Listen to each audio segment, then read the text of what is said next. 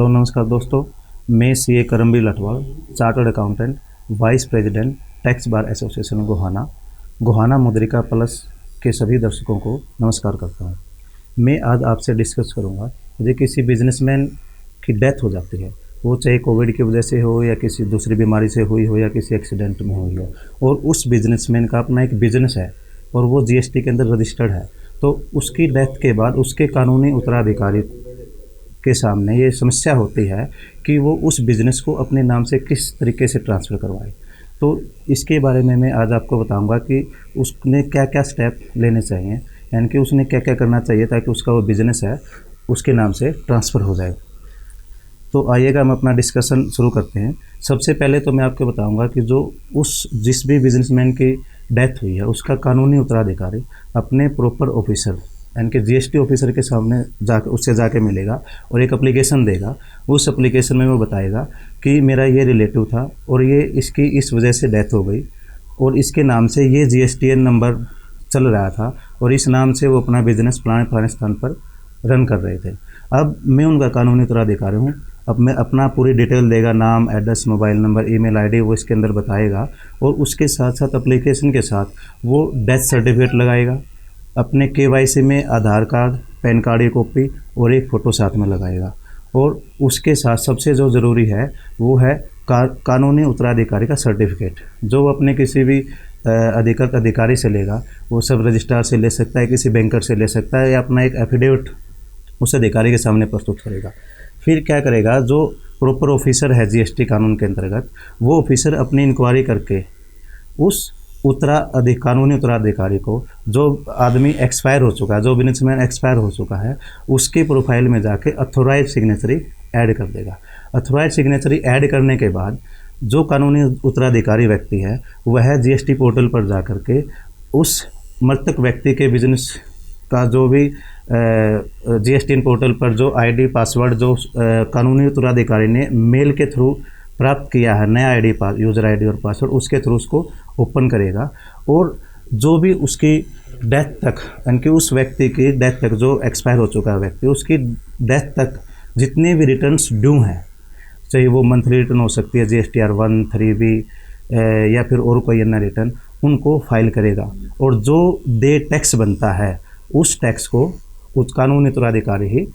जमा करवाएगा। उसके बाद क्या है, जो कानूनी अधिकारी अधिकृत किया गया है उस व्यक्ति के डेथ के बाद, तो कानूनी उत्तराधिकारी अपना एक नया जीएसटीएन लेगा और जब वो नया जीएसटीएन लेने के लिए पोर्टल पर एक नया जीएसटीएन रजिस्ट्रेशन के लिए GSTREG 1 फॉर्म होता है, उसको अप्लाई करेगा। उस फार्म के अंतर्गत रीज़न पूछा जाता है कि आप ये जीएसटीएन क्यों ले रहे हैं, तो वो उसके अंदर बताएगा कि मैं जीएसटीएन डेथ ऑफ प्रोप्राइटर की वजह से ले रहा हूँ, यानी कि हमारे रिलेटिव की या जो भी उसका रिलेशन था उसके साथ, उस व्यक्ति का, उसकी डेथ हो चुकी है और इसकी वजह से मैं अपना नया रजिस्ट्रेशन ले रहा हूँ। तो वो रजिस्ट्रेशन यदि उस कानूनी उत्तराधिकारी के पास पहले से कोई रजिस्ट्रेशन है, ऑलरेडी रजिस्ट्रेशन है, तो उसको नया रजिस्ट्रेशन लेने की ज़रूरत नहीं है। उसके बाद क्या होगा, जो भी उन्होंने नया रजिस्ट्रेशन लिया और जो उसका पुराना मृतक व्यक्ति का जो रजिस्ट्रेशन है, मृतक व्यक्ति के रजिस्ट्रेशन को वो पोर्टल पर ओपन करके एक GSTREG ITC 02 फॉर्म होता है, उसको वो सबमिट करेगा और नए रजिस्ट्रेशन में जो उसको कानूनी उत्तराधिकारी ने नया रजिस्ट्रेशन लिया है या उसका ऑलरेडी रजिस्टर्ड था, उस रजिस्ट्रेशन के अंतर्गत वो पोर्टल पर ओपन करके उसको वो ITC 02 जो कि मृतक व्यक्ति की फर्म को लॉगिन करके फाइल किया गया है, उसको वो एक्सेप्ट करेगा। ये ITC 02 फॉर्म क्या होता है? ITC 02 फॉर्म होता है यदि किसी व्यक्ति का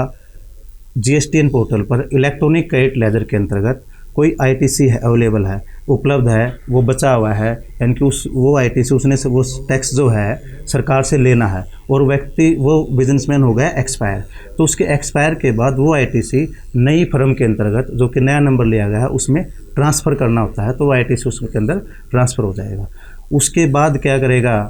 कानूनी अधिकृत व्यक्ति, जो पुराना जीएसटीएन है यानी कि मृतक व्यक्ति की जो फर्म है उसको निरस्त करवाएगा। निरस्त करवाने के लिए वो क्या करेगा, GSTREG फॉर्म नंबर 16 होता है, जो कि मृत्यु की डेट के 30 दिन के अंदर पोर्टल पर फाइल करना होता है, वो उसको फाइल करेगा। और जो फार्म GST-REG 16 है उसके अंतर्गत वो स्टॉक की डिटेल, चाहे वो स्टॉक कैपिटल गुड्स का है या इनपुट गुड्स का है, जिस डेट को उसकी डेथ हुई थी उस डेट को जितना भी स्टॉक है उसकी वो उसके अंतर्गत बताएगा REG फॉर्म 16 के अंतर्गत। यदि उसमें कोई GST यानी कि टैक्स डे है तो उस टैक्स को भी देगा। फिर क्या होगा, प्रॉपर अधिकारी जो है GST का ऑफिसर, वो within 30 days from the date of receipt of application for cancellation of the GSTN of death person, तो उसके 30 दिन के अंतर्गत वो उस रजिस्ट्रेशन को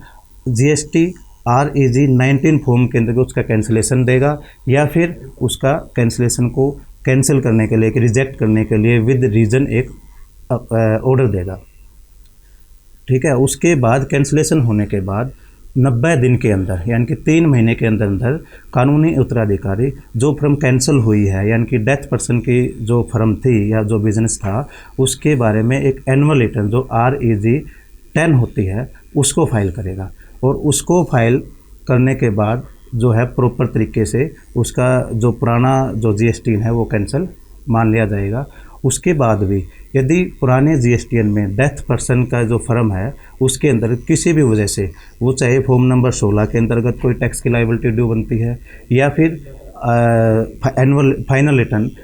GST-REG 10 में कोई किसी भी टैक्स की लायबिलिटी बनती है, तो उस सारे टैक्स की लायबिलिटी को पे करने की जो जिम्मेदारी है वो कानूनी उत्तराधिकारी की जिम्मेवारी है और किसी की जिम्मेवारी नहीं है, क्योंकि जो पर्सन है जो उसका बिजनेसमैन था जो पहले से वो एक्सपायर हो चुका है, वो टैक्स पे नहीं कर सकता, तो उसकी मृत्यु के बाद उसका कानूनी उत्तराधिकारी ही टैक्स पे करेगा। अब बात आती है कि जो व्यापारी एक्सपायर हो चुका है उसकी फर्म, हमने उसका जो टैक्स जो गवर्नमेंट से हमने लेना था यानी कि जो ITC था वो ITC तो GST-ITC 02 फॉर्म के तहत नई फर्म में पहुंच चुका है। अब बात आती है उसका जो स्टॉक था या जो उसकी कैपिटल गुड्स थी जो कि GST-REG 16 में हमने जिनको रिपोर्ट किया है,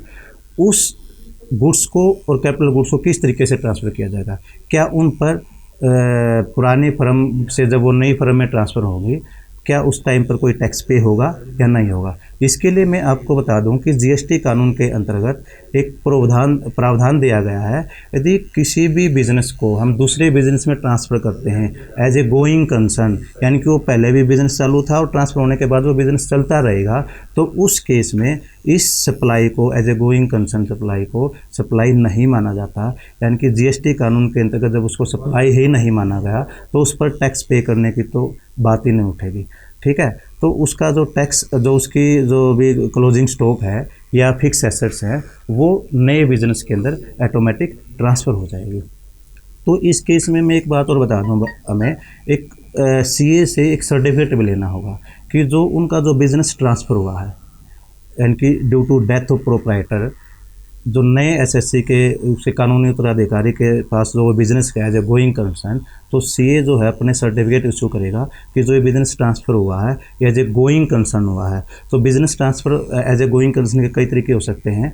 एक हो सकता है कोई प्रोप्राइटरशिप फर्म पार्टनरशिप फर्म में कन्वर्ट हो जाए, या फिर कोई पार्टनरशिप फर्म प्रोप्राइटरशिप में कन्वर्ट हो जाए, या अमलगमेशन हो जाए, डिमर्ज हो जाए, या अन्य कोई कारण अन्य कारण में due to death of proprietor यानी कि किसी बिजनेसमैन की मृत्यु हो जाना इंक्लूड किया जाता है। तो जो CA अपने सर्टिफिकेट में ये मेंशन करेगा कि जो ये बिज़नेस ट्रांसफ़र हुआ है जो गोइंग कंसर्न हुआ है और इन रीजनों से हुआ है और ये GST कानून के तहत इसको एज ए गोइंग कंसर्न का रूप देते हुए बिजनेस ट्रांसफ़र माना जाएगा, और इसलिए इस पर जो उसका जो स्टॉक ट्रांसफ़र हुआ है या कैपिटल गुड्स ट्रांसफ़र हुआ है, उसके एसेट्स कोई ट्रांसफ़र हुई है, उसकी लायबिलिटी ट्रांसफ़र हुई है, तो वो GST के अंतर्गत सप्लाई नहीं माने जाएंगे और उन पर कोई टैक्स नहीं लगेगा।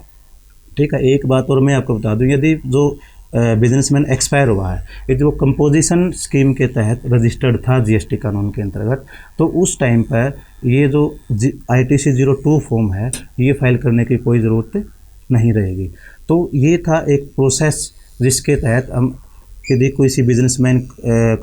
बिजनेसमैन एक्सपायर हो जाता है तो उसके बिज़नेस को उसके कानूनी उत्तराधिकारी के पास किस तरीके से ट्रांसफ़र कर सकते हैं। यदि आप इस प्रोसेस को फॉलोअप करेंगे तो आपको कोई परेशानी नहीं आएगी बिज़नेस को ट्रांसफ़र करने के अंतर्गत। ठीक है। तो ये कुछ था। तो मैं अब आप सभी से एक रिक्वेस्ट करूँगा कि आप गोहाना गोहाना मुद्रिका प्लस चैनल को सब्सक्राइब करें, शेयर करें, लाइक करें। थैंक यू, धन्यवाद।